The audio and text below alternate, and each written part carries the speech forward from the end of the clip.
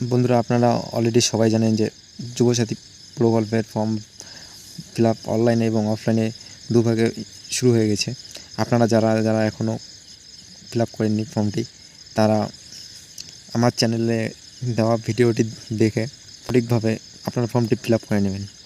Fill up করে নেওয়ার পরে আপনারা আপনাদের আবেদনপত্রের স্ট্যাটাস বা অবস্থান দেখার জন্য সর্বপ্রথম আপনার ডিভাইসের যে কোনো একটি ব্রাউজার ওপেন করবেন।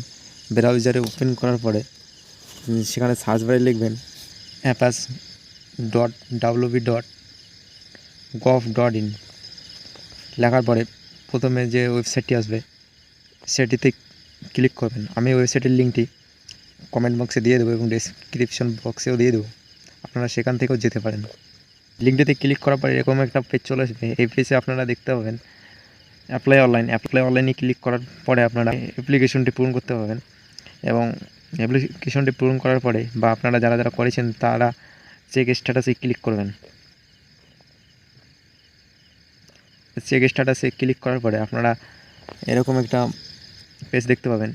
এই পেজে আপনাদের রেজিস্টার্ড ফোন নাম্বার এবং ক্যাপচারে সলভ করে গেট ওটিপি সিক্রেট পিনে ক্লিক করে দেবেন। সিক্রেট পিনে ক্লিক করার পরে আপনারা আপনার ফোনে যে পিনটি আসবে 6 ডিজিটের সেটি এখানে দিয়ে দেবেন। দেওয়ার পরে ভেরিফাই পিনে ক্লিক করে দেবেন।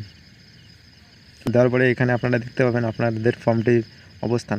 ধন্যবাদ। ভিডিওটি ভালো লাগলে অবশ্যই লাইক কমেন্ট শেয়ার করে দেবেন এবং চ্যানেলটিকে সাবস্ক্রাইব দিতে ভুলবেন না।